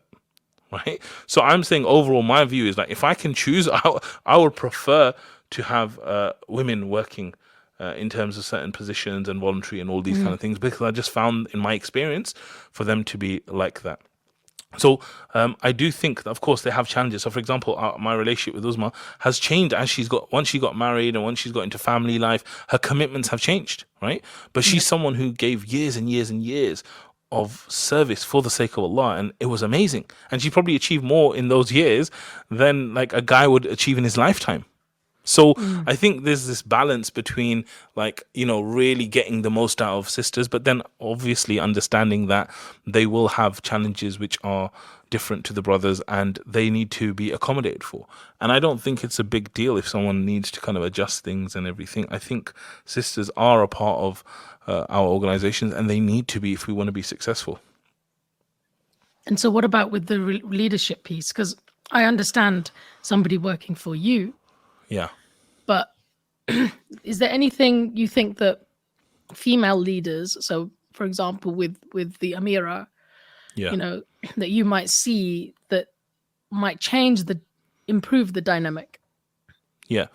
I think it does require emotional intelligence. It requires, basically, I think it's just about being a better leader. Like a woman might have, you know, we live in a man's world, as they say.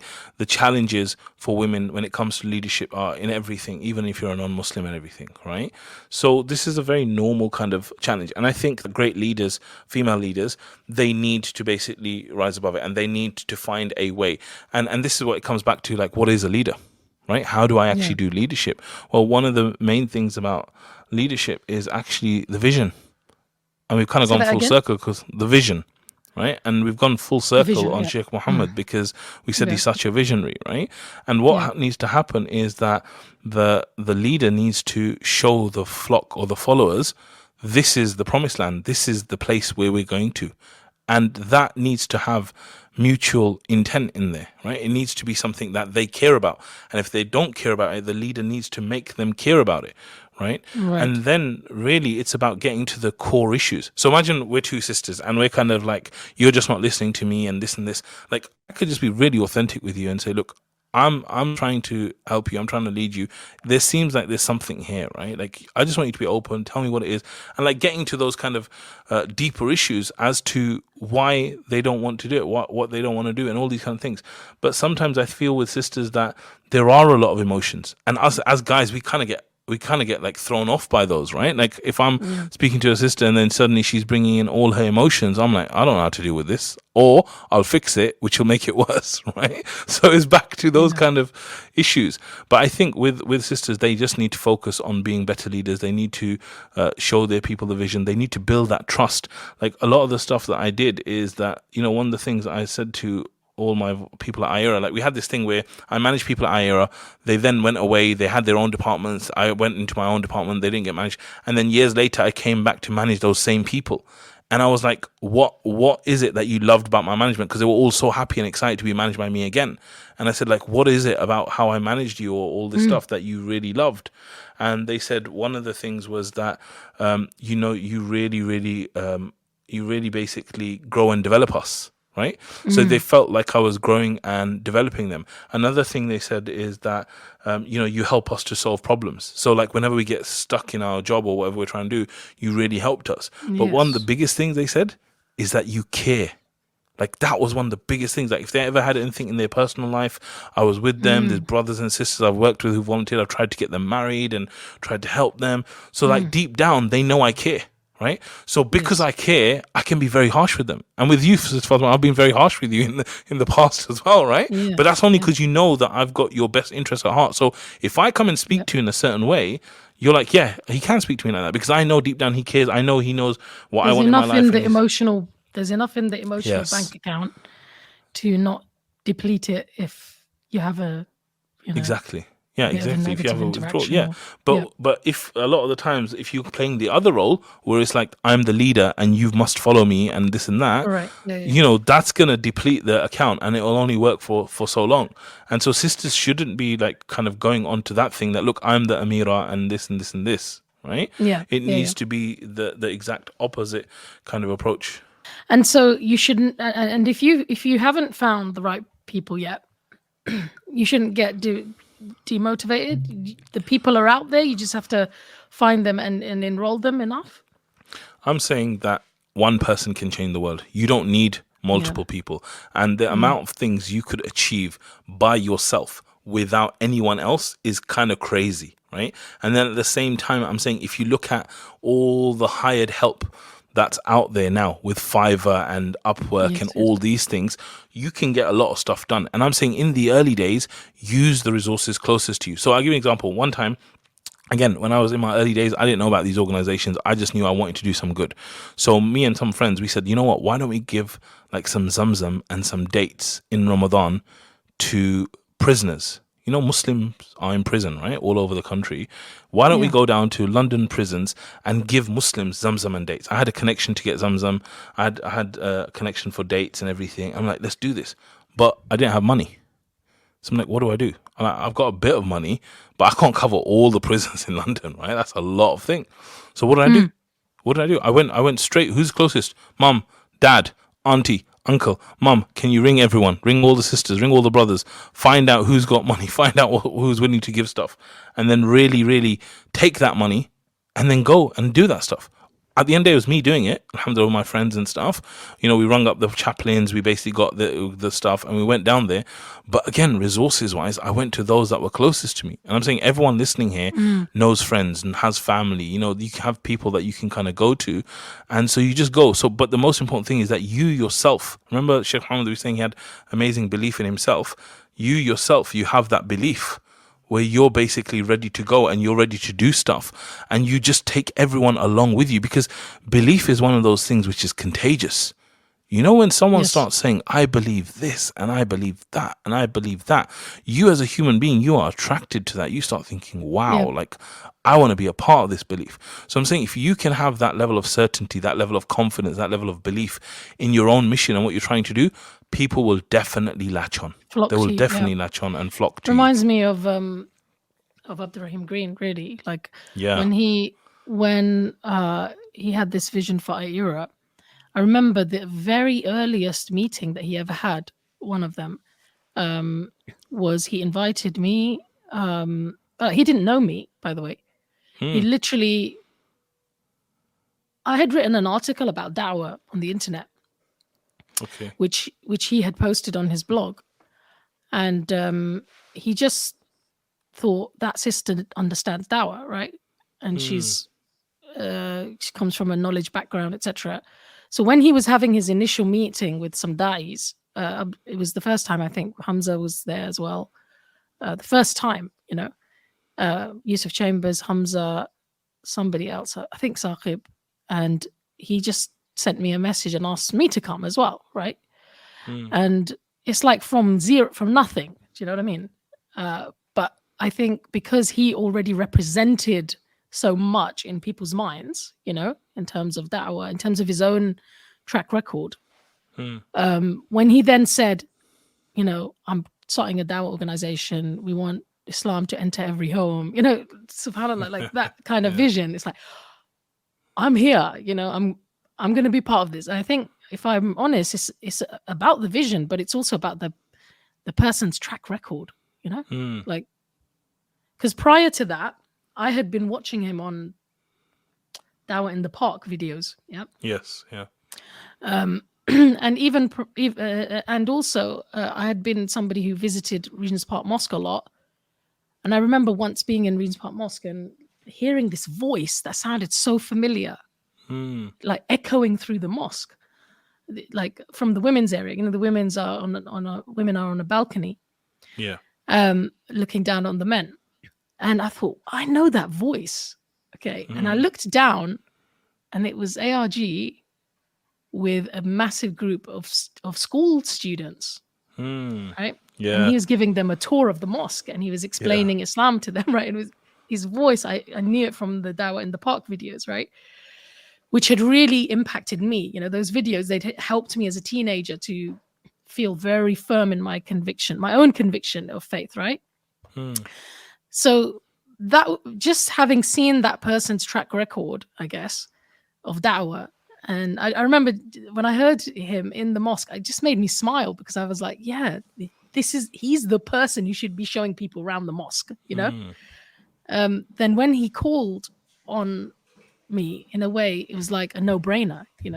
This person, he walks the talk, right? He's not just calling on us. But remember one thing, though, Fatima, about this point, because it's really interesting, because someone might be thinking, this true track record is important, and for trust is huge, right? But at the same time, someone might be thinking, I don't have any. I'm not Sheikh Abdurrahim Green.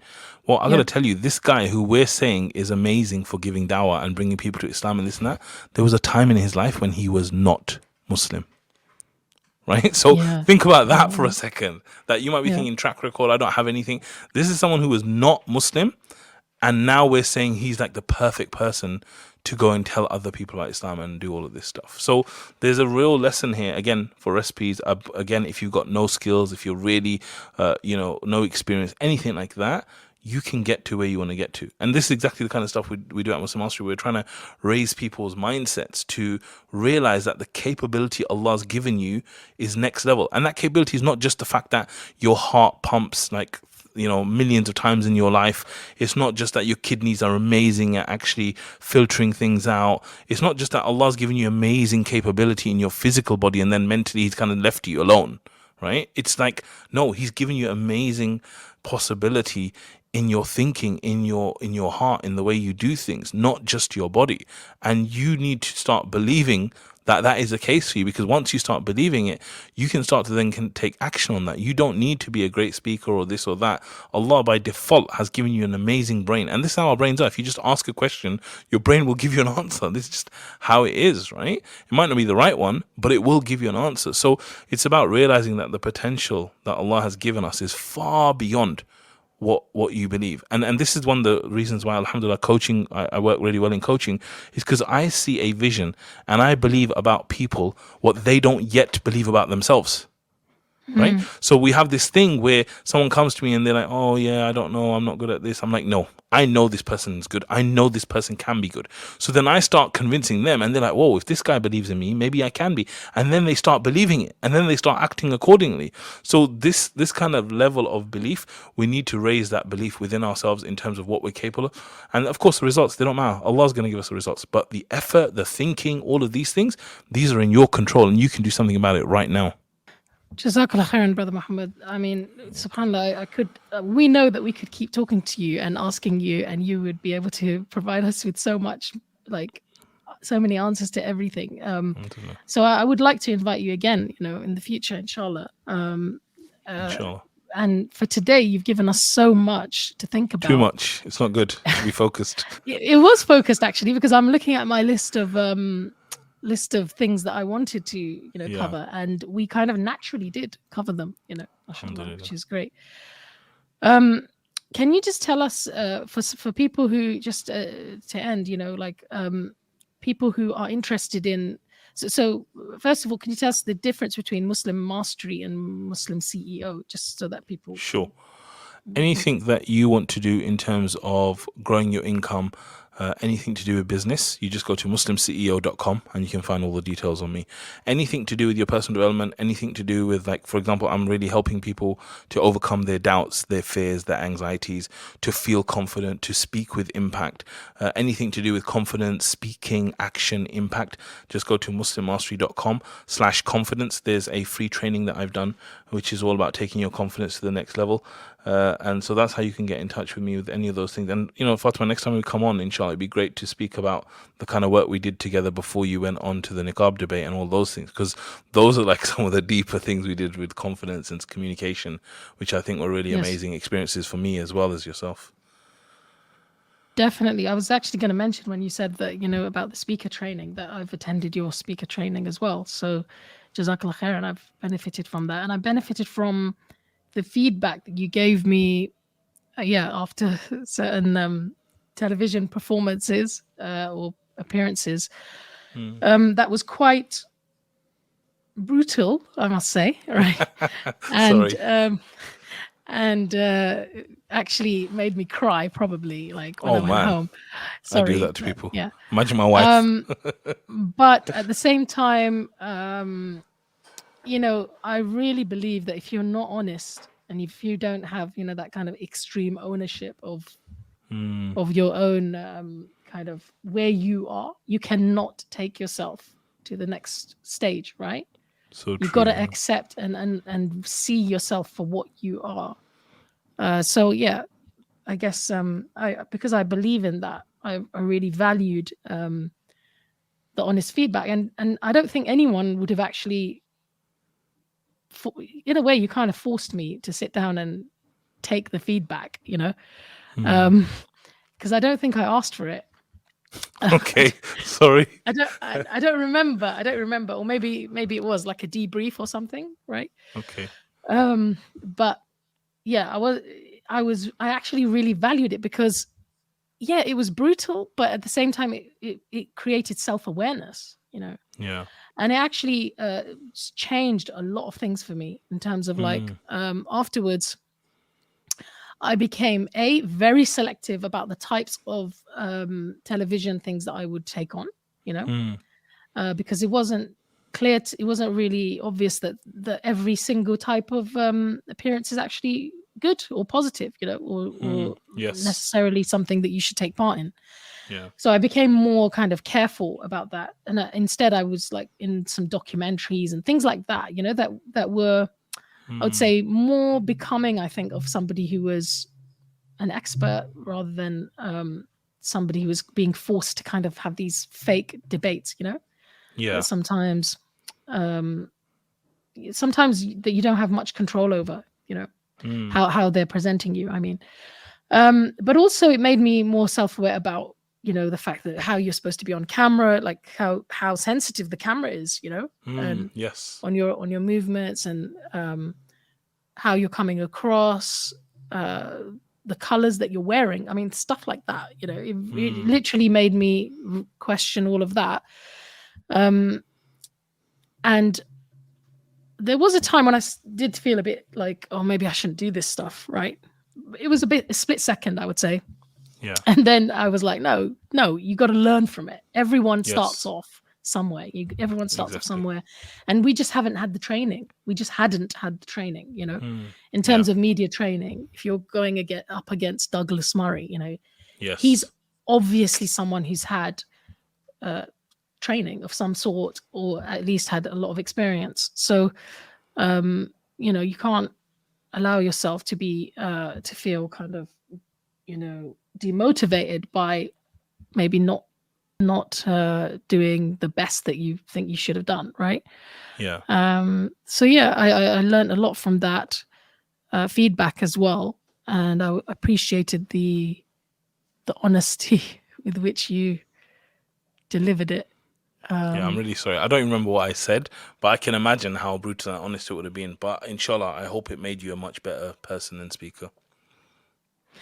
Yeah, I do think so, because I think that's how people become better speakers, right? Like, you have to see yourself with all your flaws and be able to point the flaws out in order to remove the flaws, right? Yes. How do you feel that I've become a better speaker over time? Definitely. Anything that you've seen? Yeah, I think the natural progression that's happened in terms of the confidence, because especially early days, I think there's always people have a lot of doubts especially I think for a woman, I think it's amplified actually, because you're in this space which is like usually reserved for men, and then you're dealing with non-Muslim and all these kind of different situations. So I think that the challenge is definitely harder for women, and I think that as you've kind of gone and done more of this and you become more confident and you've overcome the whole imposter syndrome and all of that, I think naturally you become much, much better and more powerful, alhamdulillah, in terms of going out there and doing things like this podcast, for example. Yeah, I think one simple change that I made following that feedback is I started to smile, like Yeah.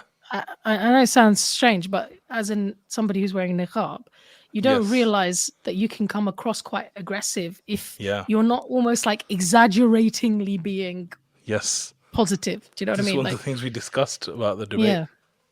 yeah. You can come across quite aggressive, even though you're not feeling aggressive at all. Like, Yeah. but that's not the point. It's not actually about how you're feeling. It's about how your body language and things are coming across. Exactly. And yeah, I remember we had a conversation about body language that was very important. Yeah.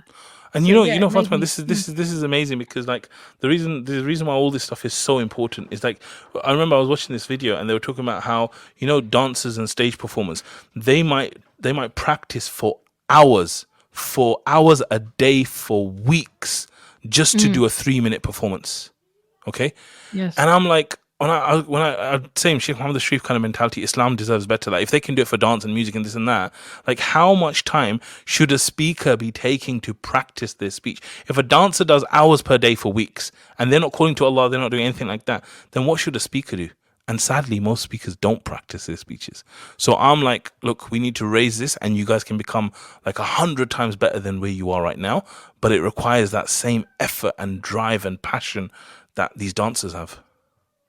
But a lot of the time, though, I felt that in some of our organizations, we as sisters or anyone was kind of told to do something just like, at a whim, okay, without being given much training. Do you know what I mean? Like, not being just given get on and media do it. training, But this is not just a women Yeah. thing. This is like a general thing in Muslim organizations, Yeah. because they're not systemizing, because they're not good at delegation. They don't understand. They're just like, okay, go do this, right? And that's like what breeds I feel inefficiency. like we should have, Of course, been of course. given media training. We should have almost like practiced it. We should have had like role play, or even just a real camera, being Yes. and seeing how we, like, getting behind the camera and seeing how we come across on camera, Yeah. and being given feedback as to, like, I'm just saying, like, obviously hindsight is 2020, but I mean, I feel like if I was to train sisters to be on media, right, or to kind of, if I was going to encourage sisters to speak for Islam on media, I would want to invest in them first, like have made Yes. the investment in terms of real media training and stuff like that. So what I ended up doing is taking that on myself, and apart from the training that we received there afterwards, I think I've also gone on to do like media training with some certain classes, master classes and things that they have, or with The Guardian, they have these master classes for media, being on camera, how to get your message across, like in a stressful situation, like a TV interview and stuff like that. And I think that's what's needed, that professionalism. Definitely. Of like, let's train people, because it's not it doesn't come naturally. It's not something that doesn't. just comes naturally. It's something you have to be trained to be aware of. So Jazakallah khairan, Brother Muhammad, and you've told us where people can get in touch. Do you also do one-to-one coaching for people? Do you offer that? It's kind of crazy you ask me that, because I am getting desperately chased by people on my programs to do one-to-one. And in the old days, you couldn't get me away from doing coaching for people. This is my natural thing to do, coaching and all this kind of stuff, consulting. But, the way my life is now, and like I like being free and all this kind of stuff, I'm very, very hesitant to do one-to-one. I don't do one-to-one. The only people I do one-to-one with is people like yourselves, who I know personally, who might ask me for advice or this and that. I do not do one-to-one publicly anymore, probably because I would probably charge too much, and I would want it to be someone who's exceptional. like really exceptional. That's the kind of people I want to spend my one-to-one time with, because time is so precious now. So you have to, if you're really exceptional, then maybe I would consider it. But otherwise, I've got loads of amazing programs, alhamdulillah, at muslimmastery.com and stuff, and you can, get onto those, inshallah. And I still do coaching there, one-to-one, because it's just like that. You come on board, we have a discussion, but it's in a group setting, so everyone can benefit rather than it being just me and you. Yeah, and you benefit from other people's questions, right? Yes, and other people's perspectives. So yeah. Yeah. Exactly. I feel like this has been like a bit of a coaching session that people have got to listen into almost. I hope so, yeah. Well, thank you, Brother Mohammed. Is there anything else you want to like leave people with? And maybe we should, anything you want to say about Sheikh Mohammed as well? Like just. Yeah, I just want to say that, I think Sheikh Mohammad Arshad has been an amazing individual in my life. And I think that not only did he teach us so much while he was alive, but I feel even in his death, he's taught us so much, because everyone's learning lessons about him. Everyone's really reflecting about him. And at the same time, we have this whole thing around people questioning their own lives and questioning what they want to do. And the whole point of these kind of situations are that you question your life. And one of the great things that Sheikh Mohammed told me is that you can increase your reward, or you can earn reward right now by doing nothing except changing your intentions. So when you're thinking about everything we've discussed here, higher standards and doing something with your life and legacy, if you're listening to this right now, I'm saying if you just set a firm, sincere intention to transform your life and to do more and to do better and to do all this, Allah will accept it, Allah will reward it, inshallah. And that's one of the best things you can do in this moment right now. Jazakallah khairan, Brother Muhammad. I really appreciate that. May Allah bless you and your family. Ameen. And may Allah bless Sheikh Mohammed Sharif's family, and may Allah grant them sabr, and sabr to everyone around the world, I think, who was affected. Yeah, and may Allah subhanahu wa ta'ala allow us to benefit and learn from the people who've passed before us, right? Because subhanAllah, if you think about Sheikh Mohammed Sharif, he had a short life. He actually had a pretty short life. But what an impactful life, shows you don't actually need to live till you're 80. You don't. To make a huge impact if you are a person of action. Yeah, because I think that's the thing, right? You're taking action, and then we're all going to leave this world, right? Subhanallah. Jazakallah khairan, brother. Inshallah, brothers and sisters, I hope you benefited from that. I'm going to put the links that you need for Brother Muhammad's programs, and maybe also some of the links to the books, because I think about 10 to 15 books have been mentioned during this episode. We'll put some of those links as well in the in the comments, in the description. Please share this episode with somebody who could benefit from it.